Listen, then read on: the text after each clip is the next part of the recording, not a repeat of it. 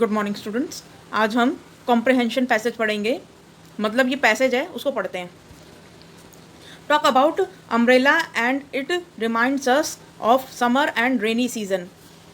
Let's read about umbrellas in passage given below and answer the questions that follow. अब नीचे जो passage लिखा हुआ है पहले उसको पढ़ो और फिर नीचे जो आंसर दे रखे हैं उसको करना है। तो यहाँ पे फर्स्ट देखते हैं। एन अम्ब्रेला और parasol is a folding canopy supported by wooden or metal ribs that is usually mounted on a wooden, metal or plastic pole। तो जो अम्ब्रेला यानी कि ये और पैरासोल यानी कि ये जो होते हैं ये कैनोपी सपोर्टेड बाय, ये एक तरीके के छत्र या छतरी टाइप होते हैं। बाय मतलब ये सपोर्ट किए जाते हैं किससे, या तो वुडन से, या तो ये वुडन के बने होंगे या मेटल के बने होंगे। इसके अंदर जो तार और ये जो डंडी है ये या तो वुड की बनी होगी, लकड़ी की, या फिर मेटल की बनी होगी, किसी धातु की। यूजुअली माउंटेड वुडन और मेटल प्लास्टिक पोल, और या फिर किसी प्लास्टिक पोल की। ठीक है, मतलब इसका जो ये डंडी है ये प्लास्टिक की बनी होगी और इसके अंदर जो पतली पतली और डंडियाँ नहीं जो होती, जो ऊपर की साइड को होती हैं, जो पूरे छत्र को फैला देती हैं, तो ये जो होती है ये भी प्लास्टिक और मेटल वगैरह की ही बनती है। ठीक है, तो it is design to protect person against rain और सनलाइट। तो ये किस चीज़ के लिए डिज़ाइन किया गया है, ये छतरी क्यों डिज़ाइन की गई है? हमें रेनफॉल और सनलाइट से बचाने के लिए। ठीक है, तो the term umbrella is traditionally used when protecting oneself from rain, with parasol used when protecting oneself from sun। देखो जो अम्ब्रेला होता है वो हमें रेन से बचाता है, ये वाला, ये जो छतरी है, ये जो रेन है, ये रेन से बचाता है ये अम्ब्रेला। ठीक है, लेकिन ये जो पैरासोल होता है ये हमें सिर्फ सनलाइट से बचाता है। इसको आप रेन में यूज़ तो कर सकते हो, लेकिन इसके अंदर जो है ना छेद होते हैं, या ये इतना अच्छा इफेक्टिव नहीं होता। ये सिर्फ सनलाइट से बचाने के लिए सबसे इफेक्टिव है बस। ठीक है, तो आगे पढ़ते हैं। The terms continue to be use interchangeably. हालांकि इन जो अम्ब्रेला है अब इन दोनों के लिए ही यूज़ होता है। नाम है तो अम्ब्रेला जो नाम है वो अब इन दोनों के लिए यूज़ होता है। पैरासोल बहुत कम लोग बोलेंगे। अगर मैं आपको ये ऐसे ही दिखा दूंगी तो आप तब भी इसे अम्ब्रेला बोलोगे। ठीक है, तो अब अम्ब्रेला जो टर्म है वो सभी चीज़ों के लिए, मतलब ऐसी दिखने वाली चीज़ों के लिए यूज़ हो जाती है। Often the difference is the material used for canopy. Some parasols are not waterproof, whereas umbrella canopy may be made of fabric और फ्लेक्सिबल प्लास्टिक। तो जो अम्ब्रेला होता है वो फ्लेक्सिबल प्लास्टिक से बना होता है, या फिर ऐसे वाटरप्रूफ कपड़े से बना होता है जिसके आर पार पानी नहीं जा सकता। ठीक है, अब आपने जब अम्ब्रेला यूज़ किया है रेन के अंदर, तो क्या आपके छतरी में से पानी जो है वो बह रहा होता है? नहीं ना। तो इसका मतलब ये है कि वो वाटरप्रूफ है। ठीक है, लेकिन जो कैनोपी होती है ना ये वाटरप्रूफ नहीं होती है। इसके अंदर ये ज़्यादातर ये क्या किससे बनती है, ये पुराने टाइम की छतरी थी। जब पुराने टाइम में इस तरीके का वाटरप्रूफ मटेरियल नहीं उपयोग होता था, तब पुराने टाइम में क्या होता था कि लकड़ियों का उपयोग करके या पतले से छाल का उपयोग करके इस तरीके की छतरी बना ली जाती थी।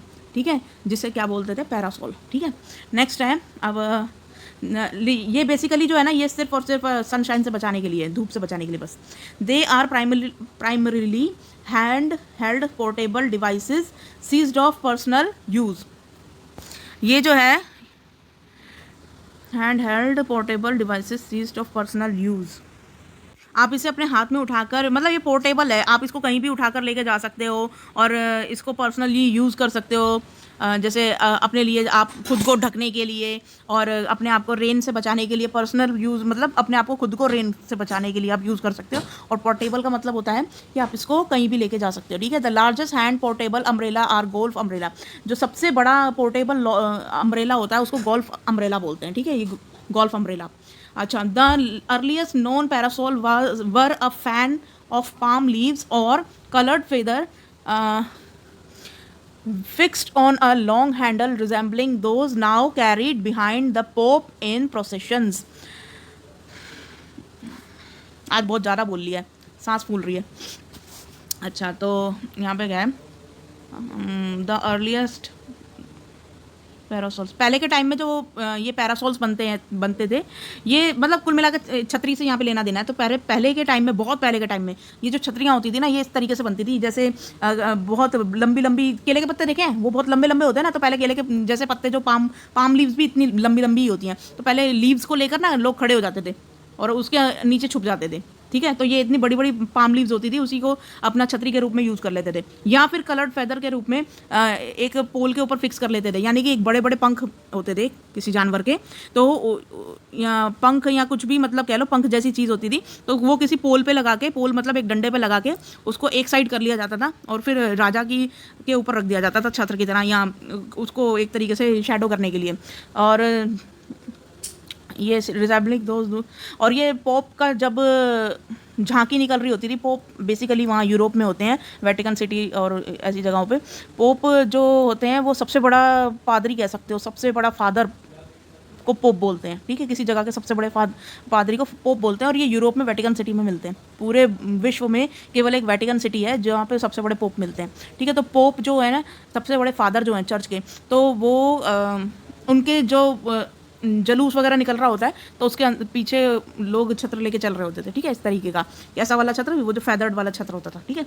अच्छा, नेक्स्ट है, in 1769 the Maison Antoine, a store in Paris, was the first to offer umbrellas for rent to those caught in downpours and it became a common practice. 1769 में क्या हुआ था कि मैसन एंटनी नाम का एक स्टोर है पेरिस के अंदर, तो उन्होंने सबसे पहले रेंट पे अम्ब्रेला देना शुरू किया था, रेंट पे मतलब किराए पे देना शुरू किया था जब मूसलाधार बारिश होती थी तब, ठीक है। And it became common practice, और उसके बाद धीरे धीरे ये सब नॉर्मल हो गया और सभी लोग इसको अपनाने लगे।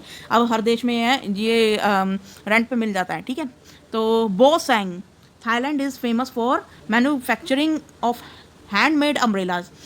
बोसैंग एक तरीके का फेस्टिवल है, थाईलैंड इज बोसैंग, थाईलैंड, अच्छा हाँ, बोसैंग एक फेस्टिवल है जो थाईलैंड में बहुत फेमस है। इस टाइम पे क्या होता है, इस फेस्टिवल के दौरान बहुत सारे अम्ब्रेला बनाए जाते हैं, ठीक है। और there annual umbrella festival includes many beautifully crafted umbrellas on display. और इस टाइम पे क्या होता है कि इस तरीके से जो है ना अम्ब्रेला पूरे दुकान में सजाए जाते हैं ताकि लोग खरीदने आए। There is also there is also a parade which is led by the local beauty queens. तो इसमें एक परेड भी होती है जो जिसमें बहुत सारी ब्यूटी क्वीन, मतलब शहर की जो ब्यूटी क्वींस होती हैं वो साइकिल पे राइड करती हुई आती हैं और उनके हाथों में अम्ब्रेला होता है। मैं फ़ोटो दिखा देती हूँ आपको। तो इस तरीके की कुछ वो पिक्चर होती है कि इस तरीके से ब्यूटी क्वींस जो हैं वो साइकिल चलाते हुए अम्ब्रेला लेके जाती हैं। और उसके बाद यहाँ पे लास्ट लाइन देखो, अब इन बाली एट इंडोनेशिया, बाली जो है इंडोनेशिया में पड़ता है, there are put up around temples during festival. तो बाली के अंदर क्या होता है कि ये टेम्पल्स के आसपास इनको रखा जाता है, किनको, अम्ब्रेलास को, फेस्टिवल के दौरान। Then there is a national umbrella day and it is celebrated on 10th February around the world. तो यहाँ पे कहा जा रहा है कि एक नेशनल डे भी होता है अम्ब्रेला का, जो कि हर 10 फरवरी को मनाया जाता है पूरी दुनिया में।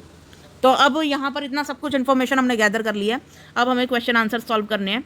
The difference between umbrella is और parasol is of the dash used. तो क्या डिफरेंस होता है पैरासोल और अम्ब्रेला में? हैंडल का डिफरेंस होता है, साइज़ का डिफरेंस होता है, वेदर का डिफरेंस होता है, या मटेरियल का डिफरेंस होता है? ऑब्वियस सी बात है मटेरियल का। एक जो है वो लकड़ी से बना होता है, पैरासोल जो होता है ना वो पुराने टाइम में लकड़ी से ही बनता था, और जो अम्ब्रेला है वो वाटरप्रूफ मटेरियल से बनता है। तो यहाँ पे मटेरियल आ जाएगा। नेक्स्ट है the word canopy does not refer to. देखो कैनोपी का मतलब होता है छत्र, छत्र मतलब किसी चीज़ को छाया देने वाला। तो देखो शेड का मतलब भी छाया होता है, कवर का मतलब भी छाया होता है, आवनिंग का मतलब भी एक तरीके से यही होता है, और फिर एक्सपोज का मतलब होता है किसी चीज़ को खुला छोड़ देना। तो ये जो है the word canopy does not refer to, तो यहाँ पे एक्सपोज आ जाएगा कि ये इसको बिलोंग नहीं करता, मतलब ये इसका मतलब नहीं है एक्सपोज। कैनोपी का उल्टा एक्सपोज है यहाँ पे। The largest hand portable umbrellas are. जो लार्जेस्ट हैंड पोर्टेबल अम्ब्रेला है वो कौन सा है भाई? बैडमिंटन, ऊपर अभी बताया था ना गोल्फ अम्ब्रेला था वो, तो ये वाला है, ठीक है। अच्छा, the earliest known parasol were made up of, किस किस चीज़ के बनते थे? फेदर के बनते थे, हाँ बनते थे। पाम लीव्स के बनते थे, हाँ बनते थे। तो अब ये दोनों तो ऑप्शन नहीं हो सकते इस लाइन में, तो ये आ जाएगा A and B, both A and B. तो हमारा ए भी उसमें कवर अप हो गया और बी भी कवर अप हो गया, तो हमारा आंसर ये है डी वाला। ठीक है, अच्छा तो यहाँ पर हो जाएगा 5वें का, the trend to give umbrellas on rent first began in, कहाँ हुआ था जहाँ पर सबसे पहले अम्ब्रेला जो है वो रेंट पे दिया गया था? तो वो पेरिस था। पेरिस में क्या नाम बताया था उसका? अब मैं ऊपर जाऊंगी तो ये सारे निशान मिट जाएंगे। ये देखो पेरिस में, यहाँ पे मैसन एंटोनी, पेरिस में अम्ब्रेला रेंट पे दिया जाता था। ठीक है, तो ये पेरिस में हुआ था, तो यहाँ पे आ जाएगा पेरिस। अच्छा नेक्स्ट है, अब 6 नंबर देखते हैं। The synonym for the word procession is, देखो सिनोनिम मतलब सेम मीनिंग, पर्यायवाची ढूंढना है हमें। मार्च का मतलब भी सेम होता है, परेड का मतलब भी, हर्ट का मतलब। कैरावैन का मतलब होता है किसी चीज़, जो कैरावैन, एक तो वो कैरावैन होती है जो बड़ी सी जिसमें सब कुछ अवेलेबल होता है, किचन वगैरह सब कुछ गाड़ी के अंदर, और एक कैरावैन का मतलब होता है काफिला। तो यहाँ पे प्रोसेशन जो होता है ना, वो इसका मतलब ये होता है कि जैसे किसी की शोभा यात्रा निकालना, तो यहाँ पे मार्च और परेड दोनों ही ठीक है। तो यहाँ पे आप कुछ भी मतलब इन दोनों में से लगा सकते हो, मार्च परेड, ये मतलब यहाँ पर इसका सिनोनिम है। तो या तो ये लगा लेना या फिर ये लगा लेना, जो आपका मन करे वो लगा लेना, नहीं तो मार्च ही लगा लो। अब मार्चिंग एक तरीके से एक उसमें चलना, परेड लगा लो, परेड सबसे बेस्ट लगेगा इसमें, परेड प्रोसेशन के लिए। अच्छा, the Bosang is known for its dash umbrella and umbrella festival. Bosang is known for its handmade umbrella, handmade umbrella के कारण जाना जाता है बोसैंग को। ठीक है, ये एक फेस्टिवल होता है जो कहाँ मनाया जाता है? थाईलैंड में। The national umbrella day is celebrated, कब मनाया जाता है? अभी हमने पढ़ा था 10 फरवरी को। ठीक है, तो ये हमारे आंसर्स हो गए सारे, इसको देख लेना और कॉपी में कर लेना। मैं देख रही हूँ कि मतलब बहुत से बच्चे जो हैं वो अपना कॉपी मतलब जो वर्कशीट करते हैं उस पर अपना नाम भी नहीं लिखते और अपना क्लास जो है वो भी नहीं लिखते। तो भाई मुझे वर्कशीट पर जो काम किया हुआ है वो पहचान में कैसा आएगा? ऐसे तो अगर मेरे पास अगर 9th के 4-5 सेक्शन है तो मैं बस यही ढूंढती रह जाऊँगी कौन सी वर्कशीट किसकी है। ठीक है, तो अपना जो सेक्शन है वो हर एक पेज पे डाला करो। अगर 2 पेजों में काम किया है तो दोनों पे सेक्शन डाला करो, 9th जो भी आपका सेक्शन है, और साथ में अपना नाम भी हर एक पेज पे लिखा करो, सो दैट मैं देख सकूं और पहचान सकूं कि हाँ ये बच्चा इस सेक्शन का है, तो मुझे उसी में भेजना है चेक करके। नहीं तो फिर वो नहीं हो पाता, मतलब मुझसे नहीं हो पाता फिर वो चेक वगैरह। सारी तो वर्कशीट मुझे फिर एक जैसी लग रही होती हैं, तो फिर क्या करूँ मैं उसके अंदर? नंबर नहीं मिलेंगे तुम लोगों को। आज की वर्कशीट में बस इतना ही था। Thank you.